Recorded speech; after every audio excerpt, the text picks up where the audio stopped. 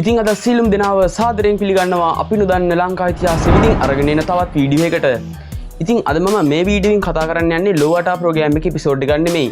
ඉතින් අද මම කතා කරන්න යන්නේ ශ්‍රී ලංකාවේ ඉතිහාසය වගේම ලෝක ඉතිහාසයේ එක් හැරවුම් ලක්ෂයක් ගැන කතා කරන්න. ඉතින් ඔයගොල්ලෝ දන්නවා ඇති ශ්‍රී ලංකාවේ ගොඩක් රාජධානි බිහි වුණා. ඊට උදාහරණ ලෙස මට දක්වන්නට පුළුවන් කුරුණෑගල රාජධානිය, යාපහුව රාජධානිය, පොළොන්නරු රාජධානිය සහ අනුරාධපුර රාජධානිය ලෙස. ඉතින් මේ රාජධානිය අතර එක් රාජධානියක සුවිශේෂී සිදුවීමක් වුණා. ඇත්තම කොහොමද මේක ප්‍රසිද්ධ රාජධානියක්. ඒ සිදුවීම ගැන කිව්වොත් ඔයගොල්ලෝ දන්නවද අවුරුදු 5ක් වයස දරුවෙක් ශ්‍රී ලංකාවේ රජ වුණා. මේක ලෝකේ පළවෙනි වතාවට තමයි සිදු වුණේ. මේක ඇත්තටම සාමාන්‍ය නම් මිනිහෙක්ට පිළිගන්න අමාරුයි. නමුත් මේ සිදුවීම ඇත්ත. ඔයගොල්ලෝ දන්නවද ශ්‍රී ලංකාවේ ඉතිහාසයේ සමහර කරුණු අපිට පිළිගන්න බෑ. එකිනෙකට පරස්පරයි. මේක වෙන්න හේතුව තමයි කාලිංගමාග යුද්ධවලදී මේ ශ්‍රී ලංකාවේ ඉතිහාසය ගැන ලියුණු ගොඩක් පොත්පත් විනාශ වුණා. ඒ වගේම පිච්චුවා. ඉතින් මේ දේවල් නිසා ශ්‍රී ලංකා ඉතිහාසයේ සමහර කරුණු කාරණා අදටත් හැංගිවිලා තමයි තියෙන්නේ. ඒ වගේම විශ්වාස කරන්න අමාරුයි. නමුත් මේ සිදුවීම ඇත්ත. ශ්‍රී ලංකාවේ පළවෙනි වතාවට, ඒ වගේම ලෝකේ පළවෙනි වතාවට අවුරුදු 5ක් වයස දරුවෙක් ශ්‍රී ලංකාවේ රජ වුණා. ඉතින් ඔයගොල්ලෝ දන්නවා ඇති ශ්‍රී ලංකාවේ ඉතිහාසය ගැන ගොඩක් පිටරට මිනිස්සු සර්ච් කරනවා. ඉතින් ඒ වගේම ගොඩක් ජනප්‍රිය ශ්‍රී ලංකාවේ ඉතිහාසයේ පිටරට ජනයා අතර. ඉතින් මේක ගොඩක්ම වැදගත් සිදුවීමක්. ඉතින් කවුද මේ අවුරුදු 5ක් වයස රජතුමා? ඒ වගේම කොහොමද මේ අවුරුදු 5ක් වයස දරුවෙක් ශ්‍රී ලංකාවේ ප්‍රසිද්ධ රාජධානියක රජ වුණේ? ඉතින් මේ සියලුම දේවල් අපි වීඩියෝ එකට ගිහලාම කතා කරමු.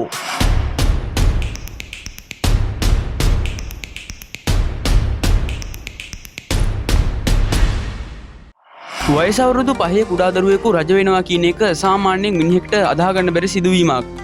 නමුත් මේ සිදුවීම සත්‍ය සිදුවීමක්. කොහොම වුණත් ගොඩක් දෙනට හිතෙන තවත් කාරණයක් තමයි අවුරුදු 5ක දරුවෙක් රජකමට පත් වුණත් කොහොමද ඔහු මෙතරම් කුඩා වියක විශාල රාජ්‍යයක් පාලනය කරන්නේ? කොහොමද තමයි යටත් සේවකයින්ට අණ ලබා දෙන්නේ යන සිදුවීම් සමුදාය. කොහොම වුණත් අතීතයේ රාජ්‍ය පාලනයේදී තිබුණු වැදගත් නීතියක් තමයි රාජ්‍යත්වයට පත්වීමට රජ පවුලේ කිසිවෙකුටත් කිසිම වයස් සීමාවක් නොමැති වීම. මෙන්න මේ සිදුවීම සමග ලෝකයේ පළවෙනි වතාවට ශ්‍රී ලංකාවේ ප්‍රසිද්ධ රාජධානියක රජවරයෙකු මිය ගිය පසු ඔහුගේ සහෝදරියකගේ අවුරුදු 5ක් වයස ඇති කුඩා පුත්‍ර වන එම රාජධානිය රජකමට පත්විය. ඉතින් මේ විදිහට අපට වයස අවුරුදු 5 රජතුමා ගැන අහන්න ලැබෙන්නේ සීතාවක රාජධානියෙන්. ඔහු නම් නිකපිටිය බණ්ඩාර. ඒ කියන්නේ එවක සිටි රජතුමාගේ රජුගේ වැඩිමාල් සහෝදරිය වන මත්තමගොඩ මහබිසෝ බණ්ඩාරගේ පොඩි පුතා. ඒ සිදුවීම එන්නේ නිකම්ම නෙමෙයි, මහා සැලසුමක ප්‍රතිඵලයක් විදියට. සීතාවක රාජසිංහ රජුගේ පාලන සමයේදී ඉන්දියාවේ පෙරුමාල්වරු සද්නෙක් ශ්‍රී ලංකාවට පැමිණියා. මෙයින් එක් අයෙකු තමයි අරිට්ටකිය වෙන්ඩු පෙරුමාල් කියන පෙරුමාල්වරයා.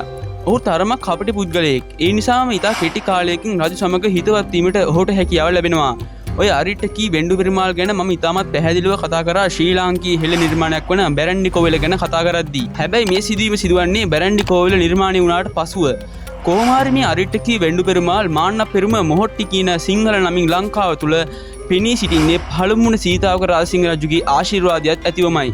ඒ වගේම ඊටාම කපටි, ඒ වගේම දක්ෂ රණශූරයෙකු වෙච්ච ඔහු රජතුමාව තම ආගම වුණු ශිව ආගමට හරවා ගැනීම පවා ඊටාම සාර්ථකව සිදු කරා. හැබැයි ඔය අතරේ සටනකට ගොස් එන ගමන් සිටි පළමුවන සීතාවක රාජසිංහ රජු පෙතන්ගොඩදී උණ කටුවක් කැණී මිය ගියේය. නමුත් ඇත්තටම සිදුවී ඇත්තේ මෙයයි. එම මොහොතේදී රජතුමාට උන්න කටුව ඇනුණු නම් ශනිකව මරණයට පත්ව නොමැත. සීතාවක රාජසිංහ රජුගේ මුණුපුරෙකු වූ රාජසූරිය කියන කුමාරයා දොඩම්පේ ගණිතයත් එක්ක එකතු වෙලා සීතාවක රජුගේ උණ කටුව ඇනුණු තුවාලයට විෂ බදමින් කළ කුමන්ත්‍රණය නිසා සීතාවක රජු මිය ගොස් ඇති බව තමයි පවසන්නේ. කොහොම වුණත් සීතාවක රජුගේ මරණින් පසු රාජසූරිය කුමරු සීතාවක රජු වුවත් මේ සිදුවීම දෙස බලා සිටි අරිට්ටකී වෙන්ඩු පෙරුමාල් මේට අකමැති වී ඇත. මන්ද ඔහුට අවශ්‍ය වූයේ ඔහුගේ කීමට රාජ්‍ය පාලනය සිදු කරන පාලකයෙකු සීතාවක රජකරු වීමටයි. ඒ අදහස ක්‍රියාත්මක කරන්නට මගක් සොයමින් සිටි අරිට්ටකී වෙන්ඩු පෙරුමාල්ට ආරංචි වෙනවා රාජසූරිය රජු විවාහ වීමට දොඩම්පේ ගණිතයාගේ දුවක් බලන්න මානියංගම පැත්තේ තැනකට රැට යනවාය කියලා. මේ ආරංචියෙන් සතුටට පත්වෙච්ච මාන්න පෙරුම රජුගේ වැඩිමහල් සොයුරිය වන මත්තමගොඩ මහබිසෝ බණ්ඩාර සමග එකතුව කුමන්ත්‍රණය කර රාජසූරිය රජුව මරා දමා මහබිසෝ බණ්ඩාරගේ පොඩි පුතා වෙච්ච පස් හැවිරිදි නිකපිටිය බණ්ඩාරට රජකම ලබා දීමට කටයුතු සූදානම් කරන්නට පටන් ගත්තා. එතැන් පටන් රට පාලනය කිරීමේ නාමික බලතල නිකපිටිය බණ්ඩාරට ලැබුණත් නිකපිටිය බණ්ඩාර කියලා කියන්නේ කුඩා අතදරුවෙක්. ඉතින් මේ නිසා රාජ්‍ය පාලන කටයුතු සියල්ලම සිදු කළේ මාන්න පෙරුමගේ නැත්නම් වෙන්ඩු පෙරුමාල්ගේ අනුදැනුම අනුවයි. ඒ අනුව ඔහු නිලනොල පාලකයා බවටත් පත් වුණා. ඉතින් මෙහින් පැහැදිලිව පෙනෙනවා අරිට්ටකී වෙන්ඩු පෙරුමාල් තමන්ට රජකම ලබා ගැනීමට තමා මේ සියල්ලක්ම සිදු කළේ කියලා. ඒත් වැඩි කාලයක් යන්නට කලින් මේ පුවත දැනගන්න පෘතුගීසින් සීතාවක රාජධානිය අරාජිත වී ඇතැයි සිතා කැප්ටන් දියෝගු ද සිල්වා සමග හමුදාවක් යවනවා සීතාවක අල්ලගන්න. මාන්න පෙරමුහෙවත් වෙන්ඩු පෙරුමල් යුද්ධයට දක්ෂයෙකු නිසා පෘතුගීසින්ට එළෙලවා පහර දී සීතාවක බේරගත්තා. එවැගේම ඔහු පසුකාලීනව සීතාවක රාජධානියට නැතුවම බැරි පාලකෙක් බවට පත්වෙනවා. මේ අතේ රජකම ගැන ආසාවක් ඇතිවන අරිට්ටකී වෙන්ඩු පෙරුමාල්ට ඊට සුදුසු උපාය මාර්ගයක් ලෙස මහබිසෝ බණ්ඩාරගේ දියණ විවාහ කරගන්නට යෝජනාවක් ගේනවා. නමුත් එක්වර මෙම යෝජනාව ප්‍රතික්ෂේප කිරීම හැකියාවක් නොවූ නිසාම මහබිසෝ බණ්ඩාර මේ යෝජනාව 12 හමුදාව බාර අතපත්තු ආරච්චිට දැනුම් දුන්නා. අතපත්තු ආරච්චි තුපාහයෙහි සමතෙක්. ඔහු කැලෑපත්තරයක් ගහලා අරිට්ටකී වෙන්ඩු පෙරුමාළු අපහසුතාවයට පත් කරන්නේ ජනයා ලවා එහි කවි ගායනා කරවලා. ඒ අනුව ජනතාව අතර ප්‍රචලිත වූ අතුරු මිතුරු දමදිවතුරු රාජකපුරු සෙට්ටියා යන කවිය අදට සමාජය තුළ අසන්නට ලැබෙන කවියකි.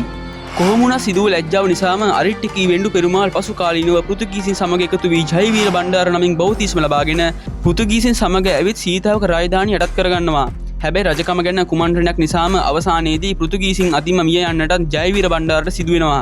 ඉතින් මේ විදිහට තමයි තවත් රසවත් පැරණි ඉතිහාස කතාවක අවසානය සිදු වූයේ. ඉතින් අද මම මේ වීඩියෝ එකෙන් කවුද මේ අවුරුදු 5ක් වයස රජතුමා? ඒ වගේම කොහොමද මේ ලෝකේ පළවෙනි වතාවට මේ අවුරුදු 5ක් වයස දරුවෝ ශ්‍රී ලංකාවේ රජ වුණේ? ඒ වගේම මොන රාජධානියද බිහි වුණේ සහ මොන රජතුමාගෙන් පසුවද රජ වුණේ? ඉතින් මේ සීලුම දේවල් අද මම මේ වීඩියෝ එකේ සාර්ථකව පැහැදිලි කරා. ඉතින් මේ වගේ ලෝකයේ මෙන්න ශ්‍රී ලංකාවේ ඉතිහාසාත්මක දේවල් මෙන්න තවත් රසවත් වීඩියෝ බලන්න ඕන නම් තවමත් වගේ YouTube channel එක. ඒ කියන්නේ අපි නොදන්න ලංකා ඉතිහාසයේ YouTube channel එක තවමත් subscribe කරලා නැත්නම් දැන්ම subscribe කරන්න. අනිවාර්යෙන් මෙහා පැත්තෙන් තියෙන bell icon එකත් අනිවාර්යෙන් click කරගෙන යන්න. ඉතින් මගේ official Facebook page එක ඒ කියන්නේ අපි නොදන්න news.lk Facebook page එකටත් අනිවාර්යෙන්ම like කරන් යන්න. ඉතින් මම ශ්‍රී ලංකාවේ ඉතිහාසය වෙනුම නිර්මාණය කරපු අපේ ශ්‍රී ලංකා ඉතිහාසය රැකගන්නමු ඒ Facebook group එකටත් අනිවාර්යෙන්ම join වෙන්න, අනිවාර්යෙන්ම සම්බන්ධ වෙන්න. ඉතින් මේ වීඩියෝ හොඳ නම් අනිතට share කරන්න, අනිවාර්යෙන්ම like එකක් දාගෙන යන්න, අනිවාර්යෙන්ම පල්ලෙහා තියෙන comment section එකට අනිවාර්යෙන්ම වගේ අදහස ඉදිරිපත් කරන්න. ඉතින් මේ වගේ තවත් episode එකකින් හමු වෙන බලාපොරොත්තු වෙමින් අදට අපි නොදන්න ලංකා ඉතිහාසයේ YouTube channel එකෙන් සමු ගන්නවා.